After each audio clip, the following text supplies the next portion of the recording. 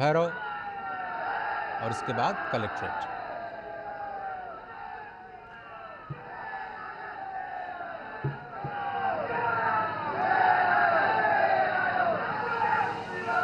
काशी का अभिनंदन एक बार फिर से, कल रोड शो की भव्यता के बाद आज एक बार फिर से।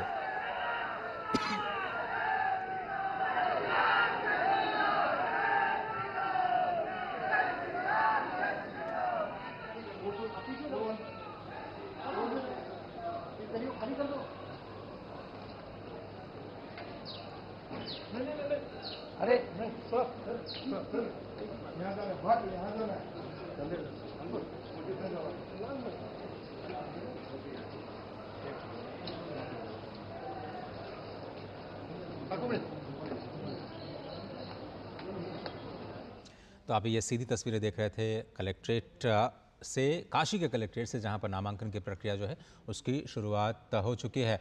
अश्विनी मिश्रा और शैलेंद्र मिश्र हमारे साथ जुड़े हुए हैं वहां काशी से, और मदन जेड़ा साहब लगातार इस पर अपनी निगाह बनाए हुए। मदन जेड़ा साहब, आपकी प्रतिक्रिया इस बात पर, जब प्रधानमंत्री इस बात को खारिज करते हैं कि कांग्रेस तो अब पूरी तरह से उत्तर प्रदेश से साफ हो जाएगी, और हम जान रहे हैं कि इस वक्त दक्षिण के राज्यों में तो चुनाव कंप्लीट हो चुके हैं और अब 113 सीटें शायद बची हुई हैं आगे के चरणों के लिए। मुझे लगता है कि जैसे मैंने भी वो इंटरव्यू देखा था, तो उसमें कुछ दिन पहले हमने भी इंटरव्यू किया था अपने उनका, तो उसमें मैं ये बात कही थी। तो जैसे उनका ये सवाल था कि राहुल गांधी पहले अमेठी से वायनाड गए, और वायनाड में उन्होंने कहा, ये भी कहा कि मैं अब कहीं नहीं जाऊंगा, मैं आपके साथ हूँ हमेशा, मैं यहीं से चुनाव लड़ूंगा।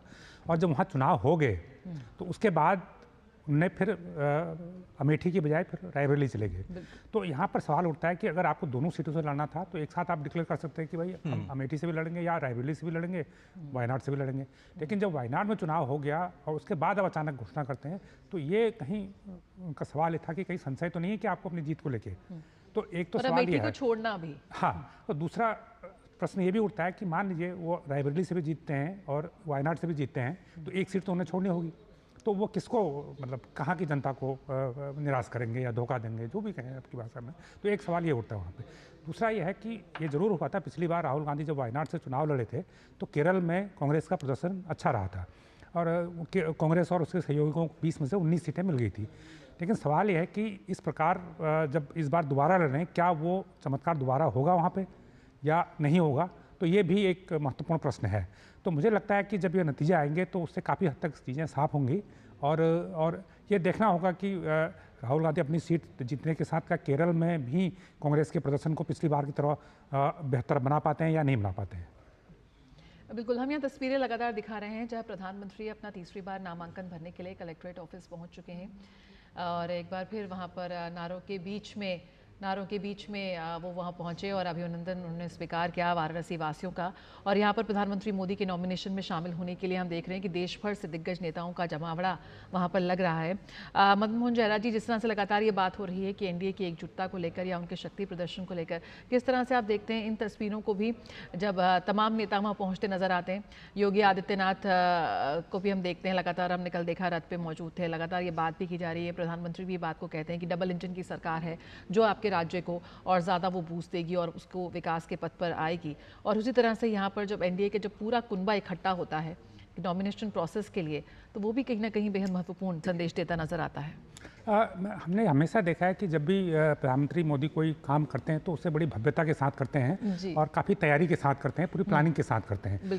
तो दूसरी बात यह है कि जब प्रधानमंत्री का नॉमिनेशन हो रहा है तो ऐसे में एक स्वाभाविक है कि जो बीजेपी के बड़े नेता वहाँ पर मौजूद रहें, और लोगों का भी, चूँकि एक लोकप्रिय नेता हैं तो पब्लिक का भी बहुत प्यार उनके साथ है, तो लोग भी काफ़ी तादाद में आसपास इकट्ठे रहते हैं, उनकी एक झलक देखने के लिए वहाँ पे मौजूद रहते हैं। इसके अलावा जहाँ तक एनडीए के घटक दलों की बात है, कि जैसे कि मैंने कहा कि जिस प्रकार 2014 से बीजेपी अपने सहयोगियों को लगातार अपने साथ बनाए हुए है, उनको साथ लेकर चल रही है, ज़रूरत नहीं होने के बावजूद चल रही है, तो ये संदेश दूसरे पक्ष में जाता है कि अगर बीजेपी हमारे साथ एकजुटता दिखा रही है तो हमें भी वही रिस्पॉन्स देना चाहिए। तो मुझे लगता है कि जो दूसरे घटक दलों के, जो एनडीए के दूसरे सहयोगी पार्टियों के नेता, बड़े नेता वहाँ पर जुटे हैं, तो वो अपनी प्रतिबद्धता बीजेपी के साथ दिखाने के लिए या एनडीए को एक मजबूत दिखाने के लिए वहाँ पर मौजूद है। बिल्कुल, और ये सोचने पे मजबूर करती है कि लगातार जो ब्रांड मोदी की बात हो रही है, जो स्वीकार्यता की बात हो रही है, है, जो लोकप्रियता की बात हो रही है वो उसी तरह से बरकरार है। जो जोश हमें 10 साल पहले जब प्रधानमंत्री निकले थे अपने रोड शो करने वो नजर आया था, वही अविस्मरणीय क्षण हमने कल देखा जब जिस तरह से हुजूम उमड़ा। और इस बात का भी खास तौर पर प्रधानमंत्री हमेशा से ध्यान देते हैं जब वो बात करते हैं कि सबका विकास, सबका साथ। तो हमने देखा किस तरह से रोड शो में अलग अलग जो हमने देखा कि विभिन्न समाज के विभिन्न समूहों की ओर से, वर्गों की ओर से हमने पार्टिसिपेशन देखा। हमारे संवाददाता हमारे साथ जुड़े हुए हैं जो कल मौजूद रहे, जिनकी तस्वीरें हमने देखी रोड शो के समय। अश्विनी, जिस तरह से लगातार ये बात होती है कि जब भी प्रधानमंत्री की स्वीकार्यता की बात हो, कि लोकप्रियता की बात हो, तो यहाँ पर समान रूप से समाज के विभिन्न वर्गों के बीच, चाहे छोटे हों, बड़े हों, बूढ़े हों, या विभिन्न समुदाय से आने वाले लोगों में एक रूपता से वो दिखती है। और कल भी उसकी एक झलक हमने देखी। अलग अलग वहाँ पर समुदाय से लोग पहुँचे हुए थे वहाँ साथ देने और प्रधानमंत्री की इस यात्रा में उनका साथ देने के लिए, हिस्सा बनने के लिए। और आज भी कुछ ऐसी ही तस्वीरें हम देख रहे हैं। अश्विनी, आपको मेरी आवाज आ रही है? निश्चित तौर से अगर देखें तो प्रधानमंत्री नरेंद्र मोदी का कल का जो रोड शो था उस तरीके से था कि पूरा का पूरा पूर्वांचल और पूरा का पूरा ये क्षेत्र जो है उमड़ पड़ा था। काशी के लोग सराखों पर बैठाए थे। सबसे बड़ी बात यह है हर हर महादेव की इस नगरी में हर हर मोदी के अगर नारे लगते हैं, ये विरले नेताओं को ऐसा सौभाग्य मिला है। प्रधानमंत्री नरेंद्र मोदी यहाँ पहुँच चुके हैं डीएम कार्यालय में नामांकन अपना दाखिल करने के लिए। एनडीए के सभी घटक दलों के जितने प्रमुख नेता हैं वो यहाँ पर मौजूद हैं। मुख्यमंत्री योगी आदित्यनाथ मौजूद हैं, रक्षा मंत्री राजनाथ सिंह मौजूद हैं, केंद्रीय गृह मंत्री अमित शाह मौजूद हैं और साथ ही साथ एनडीए के सभी राजनीतिक दलों के लगभग मुखिया, उत्तर प्रदेश के सभी जो गठबंधन में शामिल हैं वो नेता भी यहाँ पर मौजूद हैं। तो जो एकजुटता का प्रदर्शन यहाँ पर काशी से आज हो रहा है वो पूरे देश को ये बताता है कि किस तरीके से गठबंधन धर्म को निभाते हुए एक बड़ा जबरदस्त जनाधार उत्तर प्रदेश में 2019 के चुनाव में रहा। गठबंधन धर्म को निभाते हुए अभी भी सभी घटक दलों को अपने साथ लेकर प्रधानमंत्री नरेंद्र मोदी यहाँ पर नामांकन दाखिल करने पहुँचे हैं। और काशी की जो भव्यता है, काशी की जो आध्यात्मिकता, उसको सजोकर किस तरीके से अंतर्राष्ट्रीय स्तर पर काशी को स्थापित किया और किस तरीके से भारत को एक विकास यात्रा देते हुए 5वीं दुनिया की सबसे बड़ी अर्थव्यवस्था बनाया।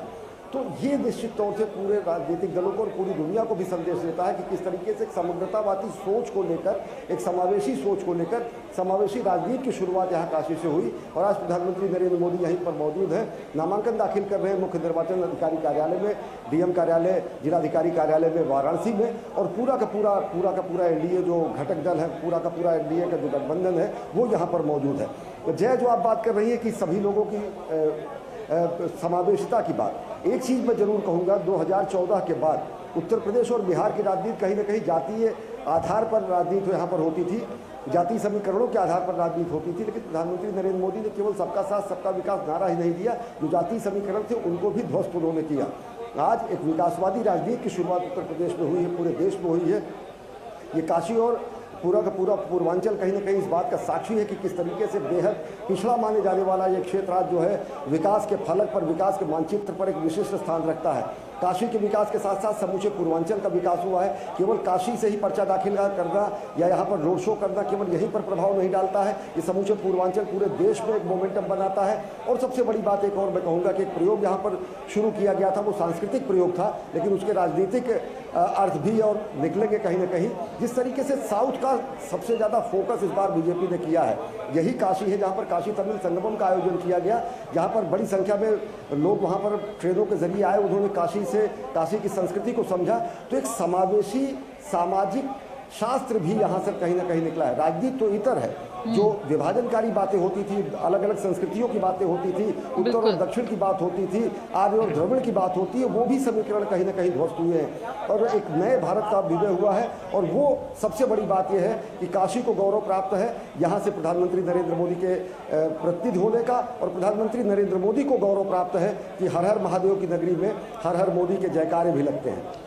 और अश्विनी, एक बात और भी हमने देखी कि काशी को प्रधानमंत्री मोदी ने ग्लोबल बनाया इस लिहाज से कि बहुत सारे वैश्विक नेता को वो देश की सांस्कृतिक राजधानी कहें वहाँ पर लेकर के गए।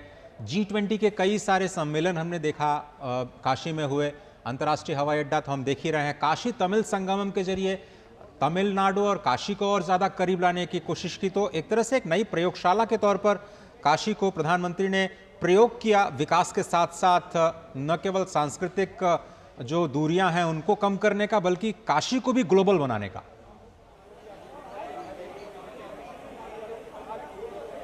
काशी को ग्लोबल बनाने का और भारतीय संस्कृति को भी ग्लोबल बनाने का। काशी कोई भी विदेशी पर्यटक आता था वो फतेहपुर सीकरी, आगरा घूमकर चला जाता था, लेकिन आज अगर देखें तो उत्तर प्रदेश के पर्यटन मानचित्र पर सबसे ऊपर अगर कहीं भगवान श्री राम का अयोध्या का राम मंदिर में लोगों का आकर्षण का केंद्र है, तो दूसरा स्थान कहीं ना कहीं काशी का है। इससे ज़्यादा सैलानी आज के 10 साल पहले गोवा जाया करते थे, दूसरी जगहों पर जाया करते थे, वो एक्सप्लोर करते थे। तो धार्मिक पर्यटन ही नहीं, धार्मिक जिसको कहते हैं स्वाभिमान के भाव को का जागृत होना भी कहीं ना कहीं राजनीतिक रूप से देखता है, वो जनादेश में भी देखता है। काशी की गलियां जो सक्रिय होती थी, काशी मंदिर, विश्वनाथ मंदिर जाने के लिए जो लोगों को लंबी लंबी लाइनें लगानी पड़ती थी, तांता लगाना पड़ रहा था, जो गंगा जी और भगवान विश्वनाथ के बीच में अवरोध पैदा हुए थे, एक कॉरिडोर बना के और तकरीबन वहाँ पर 40 से ज़्यादा मंदिरों को जीर्णोद्धार करके गंगा को गंगाधर से मिलाने का कार्य अगर किसी ने किया है तो प्रधानमंत्री नरेंद्र मोदी ने किया है। और भूरी भूरी प्रशंसा काशी की जनता करती है, उत्तर प्रदेश की जनता करती है, यहाँ आने वाले लोग करते हैं। काशी के अगर देखें आज के 10 साल पहले सड़कों पर जो है अब वो कहावत में नहीं कहूँगा, लेकिन सांड घूमा करते थे। यहाँ कहा जाता था कि सांड और सन्यासी सड़कों पर बहुत आए तो आपको दिखेंगे, लेकिन आज काशी का सौंदर्यीकरण हुआ, वो भी काशी की मूल आत्मा को सजोकर। और सबसे बड़ी बात ये जो है वो ये है कि प्रधानमंत्री नरेंद्र मोदी को तीसरी बार वो आज यहाँ पर पहुँचे हैं नामांकन करने के लिए। पहली बार जब 2014 में उन्होंने नामांकन किया था तो उन्होंने बड़ौदा से भी नामांकन किया था, और काशी से भी जब जीते थे तो बड़ौदा की सीट उन्होंने छोड़ दी थी। 2019 में उन्होंने काशी को ही चुना और उसके बाद यहाँ किसी अन्य क्षेत्र पर नामांकन नहीं किया। आज फिर तीसरी बार प्रधानमंत्री नरेंद्र मोदी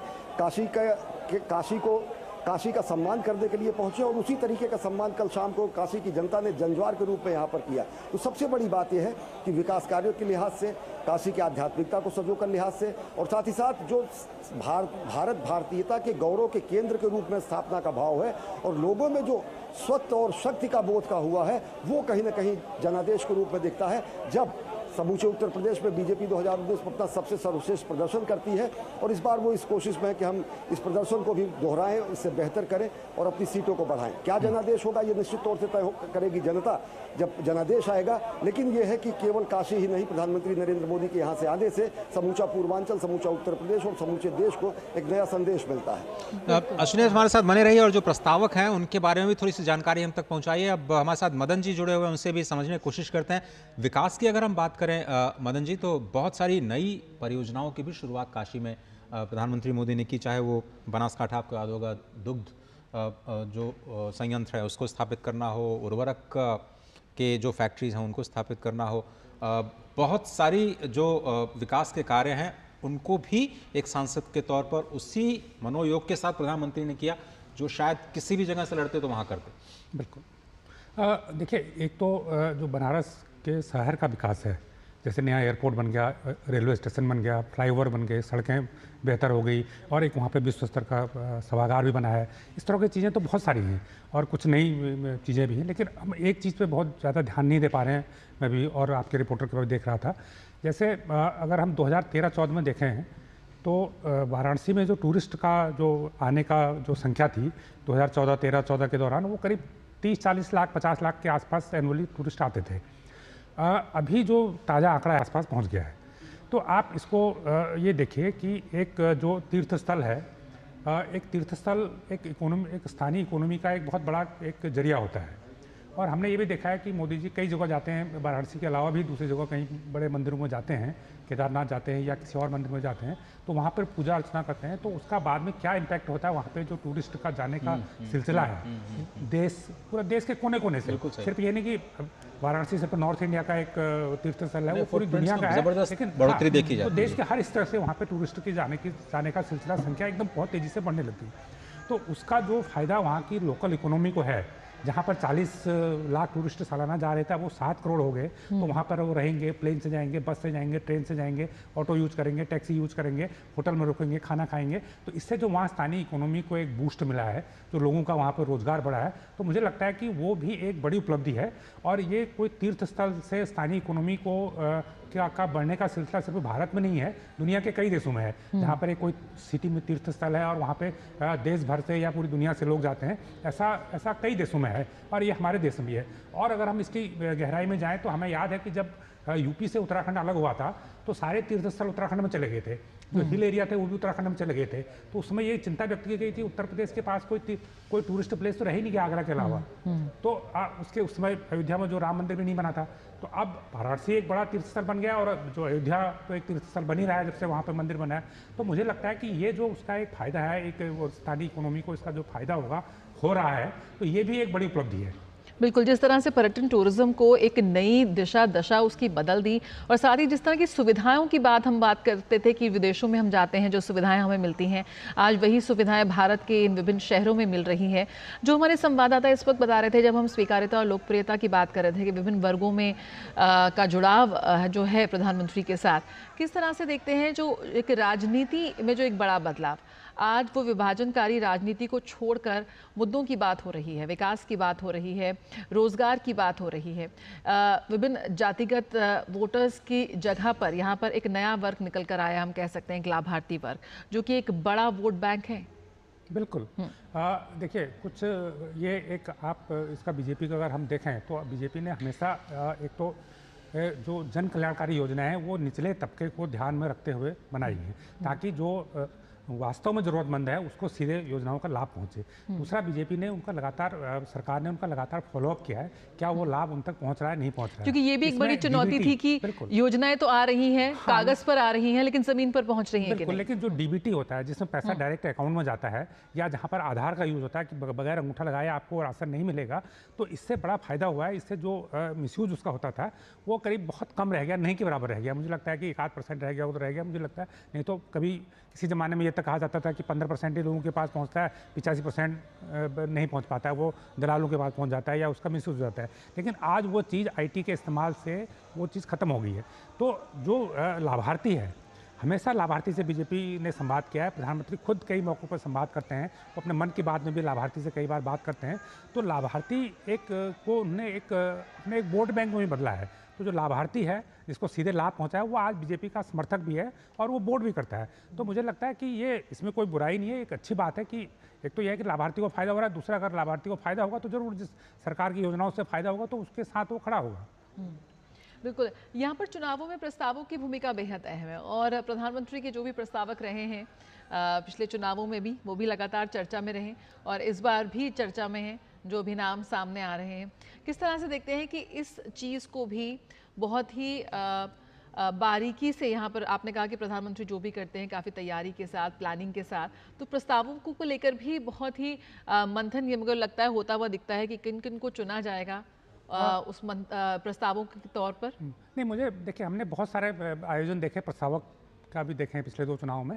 देखिए, जब पार्लियामेंट हाउस बना तो जिन लोगों ने पार्लियामेंट बनाने में भूमिका निभाई थी, तो उन लोगों को वहाँ पर उनको स्पेशली जिस दिन उद्घाटन हुआ था तो उनको बुलाया गया था। बिल्कुल, हम तस्वीरों भी देख सकते हैं यहाँ पर प्रधानमंत्री का कलेक्ट्रेट ऑफिस से, वाराणसी से यहाँ पर तस्वीरें हम देख पा रहे हैं। गणेश्वर शास्त्री जी, प्रधानमंत्री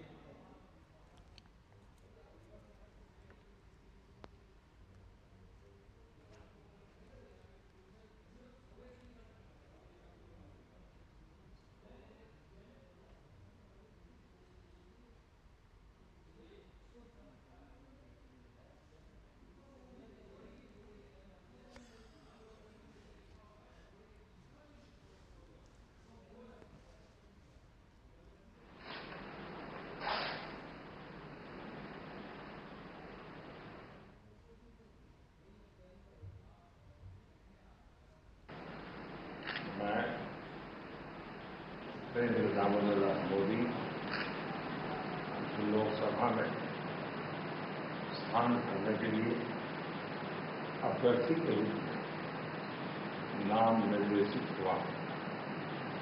ईश्वर की शपथ लेता हूं, सत्य निष्ठा से प्रतिज्ञा करता हूं कि मैं विधि द्वारा स्थापित भारत के संविधान प्रति सच्ची श्रद्धा और निष्ठा रखूंगा और मैं भारत की प्रभुता और अखंडता अक्षुण्ण रखूंगा।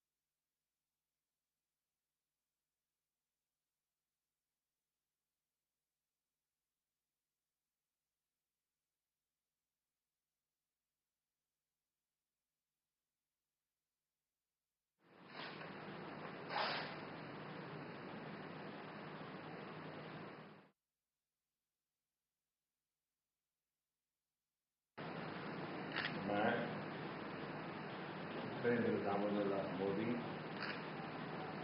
लोकसभा में स्थान करने के लिए अभ्यर्थी के रूप में नाम निर्देशित हुआ। ईश्वर की शपथ लेता हूं, सत्य निष्ठा से प्रतिज्ञा करता हूं कि मैं विधि द्वारा स्थापित भारत के संविधान प्रति सच्ची श्रद्धा और निष्ठा रखूंगा और मैं भारत की प्रभुता और अखंडता अक्षुण्ण रखूंगा।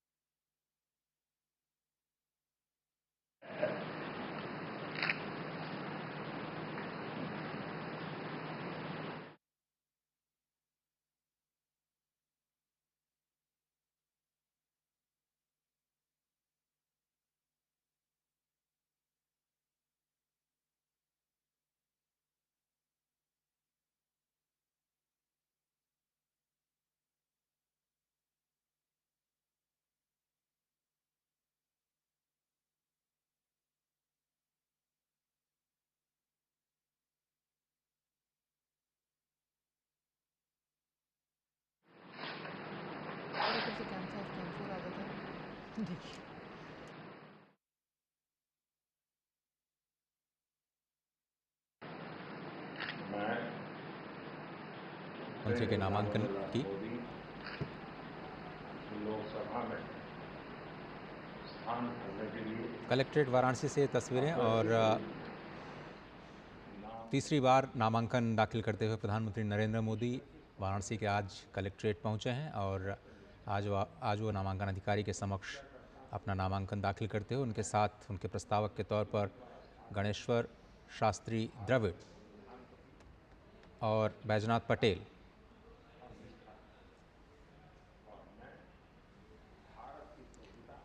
मदन मोहन जयराज जी हमारे साथ मौजूद हैं। जिस तरह से हम बात कर रहे थे कि ये तस्वीरें सामने आ रही हैं और सभी की निगाहें इस बार भी थी कि कैसे अपना नामांकन ये भरेंगे, कौन होंगे वो प्रस्तावक।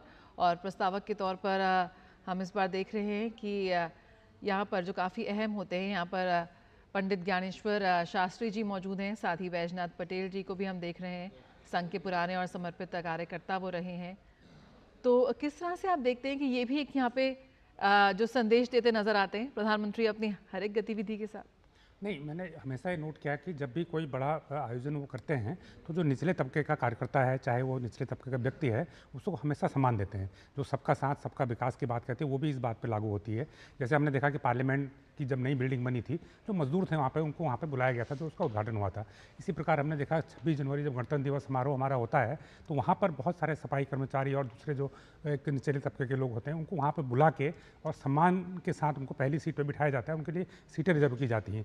इसी प्रकार मैंने कई और कार्यक्रमों में देखा था कि पिछली बार जो उनके प्रस्तावक थे उसमें भी काफ़ी लोग इस तरह के थे जो एकदम बहुत ही एक अंतिम छोर के व्यक्ति थे, तो उनको सामने ला के एक प्राथमिकता के साथ अपना प्रस्तावक बनाना या उनको एक मंच पर सम्मानित करना, तो ये दर्शाता है कि आप हर व्यक्ति को साथ लेके चलने की मंशा रखते हैं। जैसे सबका साथ सबका विकास, ये बीजेपी का एक स्लोगन भी है और वो सिर्फ स्लोगन नहीं है, तो उसको चरितार्थ करके भी दिखाया जा रहा है और ये प्रधानमंत्री के स्तर पर हो रहा है और खुद वो कर रहे हैं। तो मुझे लगता है कि जब प्रधानमंत्री खुद ये कर रहे हैं तो उनकी पार्टी के लोग, उनके सरकार के दूसरे मंत्री वो भी उसको फॉलो करते हैं, तो ये एक अच्छी शुरुआत है।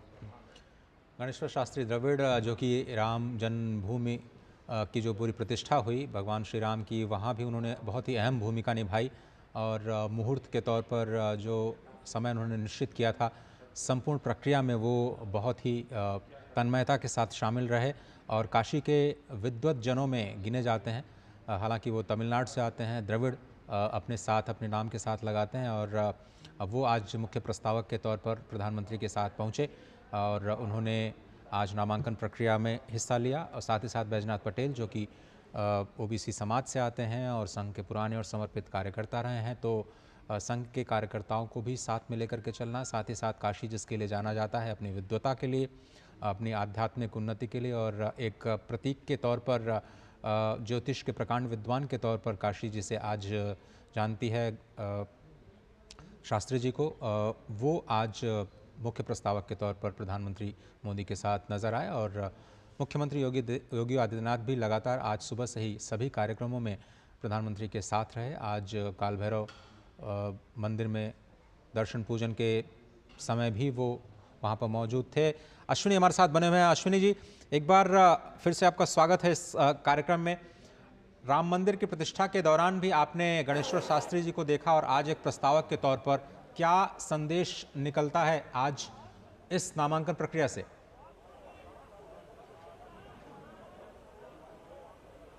निश्चित तौर से अजय अगर देखें तो पंडित गणेश्वर शास्त्री द्राविड़ सबसे समादृत और सबसे ज़्यादा बड़े ज्योतिषी और प्रकांड विद्वान माने जाते हैं। समूचे काशी में और समूचे विद्वत परिषद में और समूचे संस्कृत के विद्वानों में इनका विशेष स्थान है।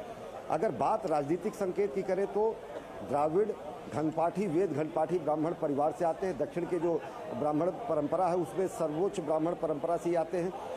भाजपा का सबसे ज़्यादा फोकस जो है वो दक्षिण पर इस बार रहा, क्योंकि दक्षिण भारत से जो सीटों को और ज़्यादा संभावना वो तलाश रहे थे कि किस तरीके से तमिलनाडु, कर्नाटक, केरल और आंध्र प्रदेश राज्यों में अपना जनाधार बढ़ा सके, क्योंकि भाजपा का दक्षिणापथ अभियान जो था वो कहीं ना कहीं कर्नाटक तक सिमटा हुआ था। राजनीतिक रूप से अगर देखें तो आपकी उत्तर और दक्षिण को साधने और जोड़ने की कोशिश है। अगर सांस्कृतिक रूप से आप देखें तो जो शुरुआत की प्रधानमंत्री नरेंद्र मोदी ने बेहद अभिनव प्रयोग किया काशी तमिल संगमम का, इसी तरीके का सोमनाथ तमिल संगमम गुजरात में किया गया। जो उत्तर दक्षिण की जो खाई थी, जो कहीं आर्य और द्रविड़ की खाई थी, जो सो कॉल्ड ऐसे नैरेटिव चलाए जाते थे, वो भी ध्वस्त किए जाने का साक्षात प्रमाण है जिस तरीके के यहाँ पर सांस्कृतिक आयोजन किए गए। हाँ, इस सांस्कृतिक आयोजनों को जो राजनीतिक फल और फलीभूत होंगे वो विशिष्ट तरीके से देखता होगा कि दक्षिण में भारतीय जनता पार्टी को किस तरीके से लाभ मिलता है। और एक चीज़ बताएं, अगर पंडित गणेश्वर शास्त्री द्राविड़ जी की अगर बात करें तो कल भी हमने उनसे जब बात की तो आज उन्होंने बताया कि जो मुहूर्त है वो अभिजीत मुहूर्त है, जिसमें प्रधानमंत्री नरेंद्र मोदी नामांकन दाखिल करेंगे। आनंद योग है, सर्वार्थ सिद्ध योग है, सभी मनोकामनाओं को पूर्ण करने वाला योग है। और इस समय में किए गए कार्य व्यक्तिगत रूप से तो फलीभूत होते हैं, साथ ही साथ नेतृत्व मिलने पर सभी संकटों को समाप्त करने वाला योग बनता है। तो निश्चित तौर से अगर देखें तो प्रधानमंत्री नरेंद्र मोदी ने अगर पंडित गणेश्वर शास्त्री द्राविड़ और बैजनाथ पटेल को अपना प्रस्तावक बनाया तो इसमें हमारी उस परंपरा को भी कहीं ना कहीं हम नतमस्तक करते हैं, जहाँ पर हम विकास और विरासत की बात करते हैं, समाज को हम जोड़ने की बात करते हैं, जिस हमारा ऐसा समाज जो कि सबको समेकित और समग्र रूप में लेके चलता है। जब हम ये कहते हैं संगच्छध्वम संवद्धध्वम समो मदान से जानताम, जो हमारे वेद वाक्य हैं, तो किसी भी तरीके से जो सबका साथ, सबका विकास, सबका प्रयास, सबका विश्वास का जो राजनीतिक प्रयोग है वो यहाँ पर दिखता है। उत्तर, दक्षिण, पूर्व, पश्चिम एक समग्र समावेशी नेता के रूप में प्रधानमंत्री नरेंद्र मोदी यहाँ पर पहुँचते हैं। एनडीए का पूरा कुनबा यहाँ पर है। तो राजनीतिक रूप से अनेक परिणाम, राजनीतिक रूप से अनेक यहाँ से निष्कर्ष जाते हैं और क्या कुछ इसके फलीभूत निष्कर्ष निकलेंगे वो जनादेश में पता चलेगा जब गिनती होगी। लेकिन उत्तर दक्षिण के जो खाई थी वो भी कहीं ना कहीं पड़ती हुई दिख रही है। जब उत्तर भारत से पश्चिम भारत के जन्म लिए हुए प्रधानमंत्री नरेंद्र मोदी गुजरात से आकर काशी को अपनी कर्मभूमि बनाते हैं और यहाँ पर उनके प्रस्तावक दक्षिण भारत से 4 पीढ़ी से यहाँ पर अपने को समाहित कर दिए जाने वाले पंडित गणेश्वर शास्त्री बनते हैं। अजय, लेकिन अश्विनी, आपको वो तस्वीरें भी याद होंगी जब 2019 के अर्धकुंभ में जब अचानक प्रधानमंत्री ने चरण प्रक्षालन किया और सभी को आश्चर्यचकित कर दिया, निषाद समाज का। और आज देखिए फिर से ओबीसी समाज के बैजनाथ पटेल उनके साथ में हैं। ये जो आपने एक बड़ी बात कही कि विकास तो ठीक है, वो तो हर जगह करते ही हैं, लेकिन सभी जातियों को साध करके एक साथ सबको लेकर के चलना, ये प्रधानमंत्री मोदी की नीति के केंद्र में है। और किसी को भी नाराज नहीं करते और सभी को उचित सम्मान जो समाज में मिलना चाहिए। वो दृश्य भी आपको याद होंगे जब काशी कॉरिडोर के निर्माण के बाद श्रमजीवियों पर उन्होंने पुष्प वर्षा की थी। तो ये भी एक उनके व्यक्तित्व को दिखाता है और शायद जनता भी इस बात को समझ रही है बहुत अच्छी तरीके से कि वो जो पहले केवल जाति की राजनीति होती थी, जातियों को साधना तो सबके साथ, सबका विकास के साथ में पीएम मोदी रखते ही हैं और उसके साथ साथ विकास के नए मंत्र को लेकर भी आगे चल रहे हैं।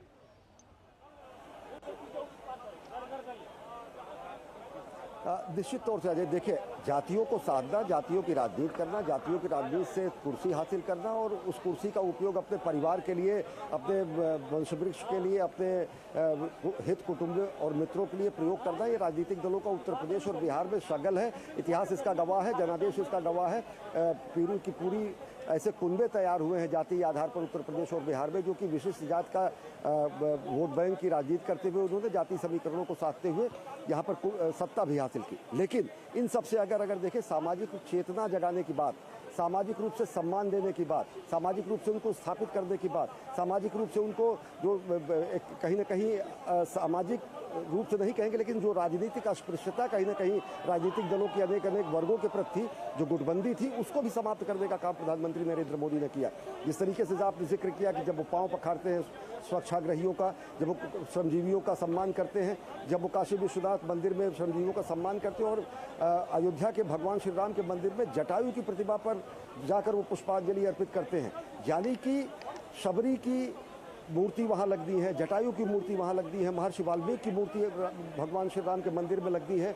भगवान श्री राम का मंदिर हमारे आध्यात्मिक चेतना का केंद्र तो है ही, लेकिन वो सांस्कृतिक सामाजिक सौहार्द का एक शक्तिपुंज भी बने, उसका भी निर्माण कार्य लगातार वहाँ पर चल रहा है राम मंदिर परिसर में। जिस तरीके से तो जो रूढ़ियाँ थी, जिसमें कहीं ना कहीं लोगों में एक मनभेद रहता था, सामाजिक रूप से समादृत नहीं होती थी बहुत सारी जातियाँ, उनको भी वो रूढ़ियों को भी तोड़ा है। और सबसे बड़ी बात ये, उनको समादृत रूप से, सामाजिक रूप से, राजनीतिक रूप से सशक्तिकरण करके उनको मुख्य धारा में लाया गया है और सबको समावेशी रूप से समान प्रतिनिधित्व भी दिया गया है। जिस तरीके से अगर देखें, एक विशेष वर्ग का या दो केवल जातियों को मिलाकर या कुछ संप्रदायों को मिलाकर राजनीतिक दल का स्वरूप आज भाजपा का नहीं है, वो पूरा का पूरा एक समावेशी स्वरूप है। वो प्रधानमंत्री नरेंद्र मोदी के विकास कार्यों में दिखता है, नीतियों में दिखता है, नीयत में दिखता है, आज यहाँ पर नामांकन में दिख रहा है, यहाँ के प्रस्तावकों में दिख रहा है। और जो एक सर्व समावेशी और सर्वस्पर्शी स्वरूप है प्रधानमंत्री नरेंद्र मोदी का, वो भी यहाँ पे दिखता है। अजय, बिल्कुल अश्विनी, जिस तरह से हम बात कर रहे हैं, अगर हम प्रस्तावकों की यहाँ पर बात कर रहे थे तो 2014, 2019, 2024 यहाँ पर गिरधर मालवीय से लेकर शास्त्रीय गायक छन्नूलाल मिश्र, वहाँ पर बुनकर अशोक कुमार, और हम बात करें तो जो तमाम विभिन्न वर्गों से यहाँ पर प्रस्तावक आके जुड़ते हैं, किस तरह से आप देखते हैं कि आज सुबह बेहद भावुक होकर प्रधानमंत्री ने एक वीडियो संदेश भी जारी किया कि माँ गंगा ने मुझे बुलाया था और अब ऐसा महसूस होता है कि गंगा माँ ने मुझे गोद ले लिया है। जो लगातार ये जो काशी के साथ जो रिश्ता बना हुआ है प्रधानमंत्री का, वो और जो उसका रंग है वो और प्रगाढ़ और गाढ़ा होता जा रहा है। सबसे एक महत्वपूर्ण बात आप क्या मानते हैं, आपको लगता है वहाँ काशी वासियों के बीच में रहते हैं कि दुनिया के सबसे लोकप्रिय नेता उनके बीच जब आता है एक सांसद के रूप में, किस तरह से वो उससे जुड़ते हैं और ये जो एसोसिएशन है, ये जो प्यार है, ये जो सम्मान है, वो उसी तरह से बरकरार और भी बढ़ता हुआ।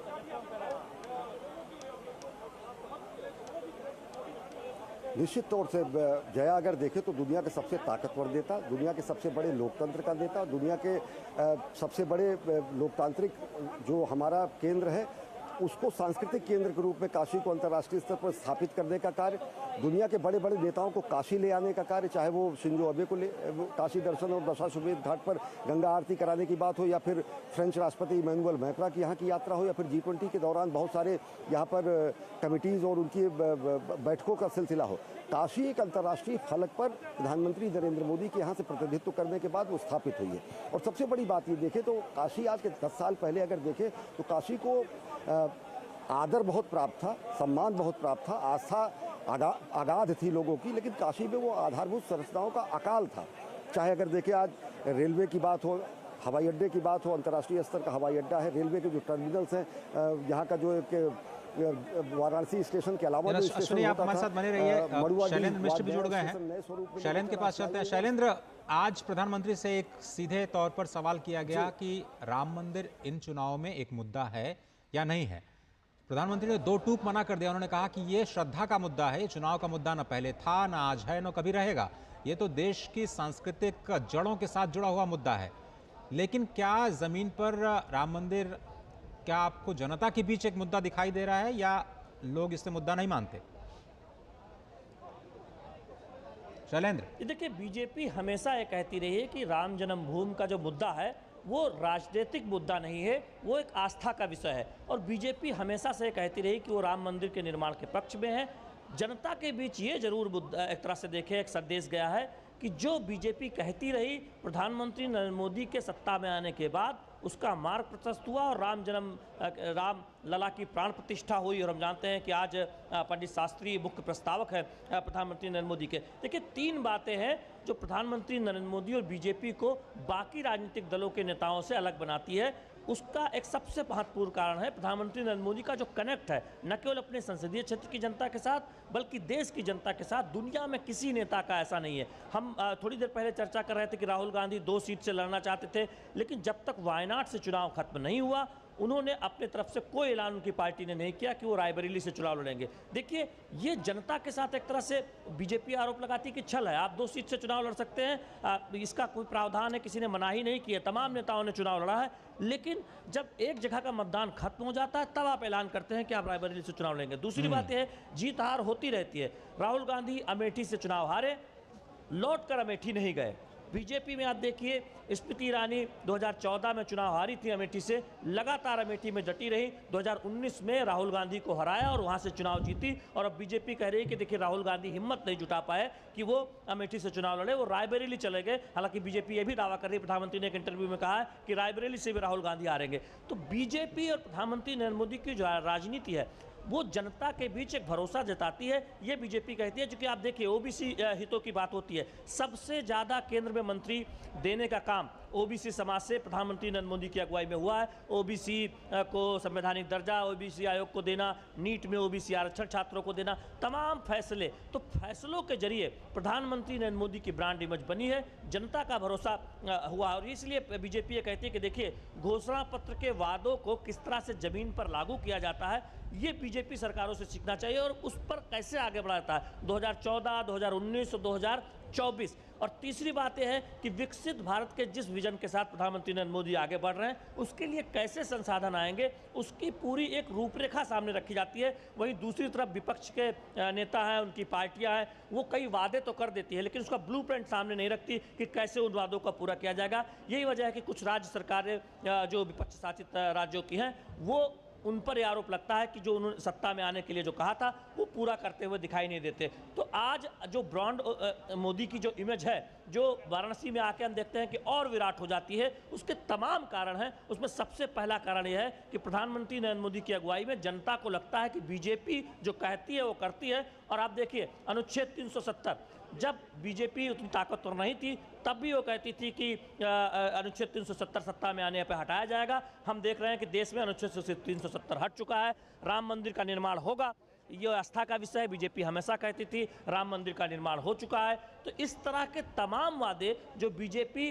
जब दूर दूर तक ये था कि वो सत्ता में कब आएगी कोई कल्पना नहीं करता था, लेकिन जब सत्ता में आई तो उन वादों पर आगे बढ़ी, उन्हें पूरा किया गया। तो ये किसी राजनीतिक दल के विश्वसनीयता को दिखाता है प्रधानमंत्री नरेंद्र मोदी की अगुवाई में। इसीलिए सब कहते हैं कि जो मोदी की गारंटी भारतीय जनता पार्टी ने कहा वो आगे निकलती है। बीजेपी का दावा है कि एक तरफ ऐसे दल हैं, ऐसे दलों के नेता हैं जो परिवार को बचाने के लिए सिर्फ राजनीति करते हैं या एकजुट हुए हैं, वो अपने वादों को भूल जाते हैं। वहीं प्रधानमंत्री नरेंद्र मोदी की अगुवाई में बीजेपी है जो एक एक वादों को पूरा करती है। और काशी में तो जो वादा किया भी नहीं था, ऐसे तमाम काम हुए हैं। इसीलिए हमने कल जब एक पूरे ग्रुप से बात की, मैं ढूंढता रहा कि कोई मिले जो प्रधानमंत्री नरेंद्र मोदी के बारे में कुछ ऐसा कहे कि उम्मीदें नहीं पूरी हुई काशी की जनता की। ढूंढने के बावजूद कोई व्यक्ति ऐसा नहीं मिला। सब ये कह रहे थे कि जो सोचा था वो तो हुआ ही, जो नहीं सोचा था प्रधानमंत्री नरेंद्र मोदी ने वो भी करके काशी में दिखाया है। तो इस तरह से जनता का शैलेंद्र, आप हमारे साथ बने रहिए, हम जनता की जो आवाज़ है ज़रूर आपके जरिए हम समझने की कोशिश करेंगे। लेकिन मदन जी, 10 साल जो काशी के रहे, देश के लिए तो स्वर्णिम रहे ही, विकास के लिहाज से काशी के लिए भी, जिस तरह से शैलेंद्र बता रहे हैं कि काशी के लिए भी वे स्वर्णिम काल रहे। जिस तरह से किसानों की बात हो, डेयरी संयंत्र की स्थापना हो, जो IPDS योजना के तहत आज जो उन्होंने वीडियो जारी किया उसमें जो बिजली के तार, जो खंभे बिल्कुल सड़क पर नज़र आते थे, उनको अंडरग्राउंड किया गया 600-700 करोड़ रुपए की योजना के ज़रिए। आज अगले 5 साल आपको कैसे दिखाई देते हैं? काशी ये मान के चल रही है कि भाई प्रधानमंत्री उनकी अगुवाई करेंगे और बहुत सारे लोग ये भी मान के चल रहे हैं कि तीसरी बार देश भी नरेंद्र मोदी जी को ही प्रधानमंत्री बनाएगा। तो काशी के लिए अगले 5 साल, देखिए काशी के लिए अगले 5 साल तो महत्वपूर्ण हैं ही। जैसे अभी हम कह रहे थे कि क्या पीएम ने खुद बोला है कि हमारे लिए प्रधानमंत्री एक चुनावी मुद्दा नहीं है, तो बीजेपी पीएम अभ्यर्थी के रूप में नाम निर्देशित हुआ।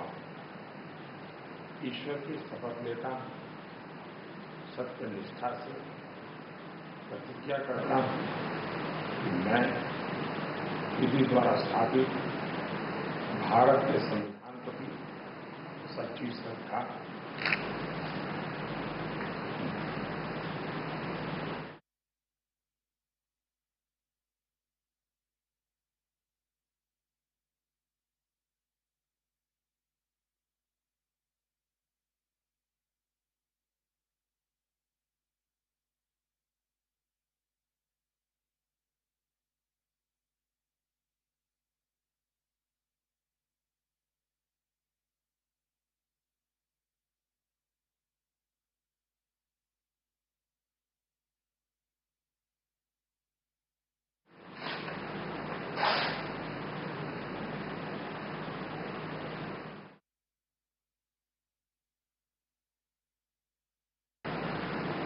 मैं नरेंद्र दामोदर मोदी लोकसभा में स्थान करने के लिए अभ्यर्थी के रूप में नाम निर्देशित हुआ। ईश्वर की शपथ लेता हूं, सत्य निष्ठा से प्रतिज्ञा करता हूं कि मैं विधि द्वारा स्थापित भारत के संविधान प्रति सच्ची श्रद्धा और निष्ठा रखूंगा और मैं भारत की प्रभुता और अखंडता अक्षुण्ण रखूंगा।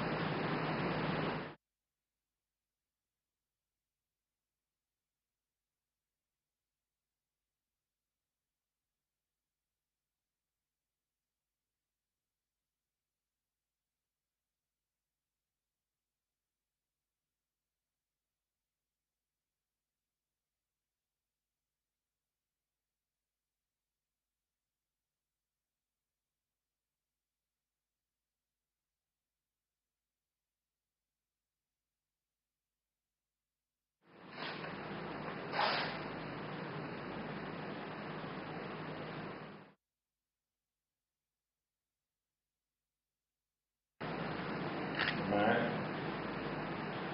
नरेंद्र दामोदर मोदी लोकसभा में स्थान करने के लिए अभ्यर्थी के रूप में नाम निर्देशित हुआ। ईश्वर की शपथ लेता हूं, सत्य निष्ठा से प्रतिज्ञा करता हूं कि मैं विधि द्वारा स्थापित भारत के संविधान प्रति सच्ची श्रद्धा और निष्ठा रखूंगा और मैं भारत की प्रभुता और अखंडता अक्षुण्ण रखूंगा।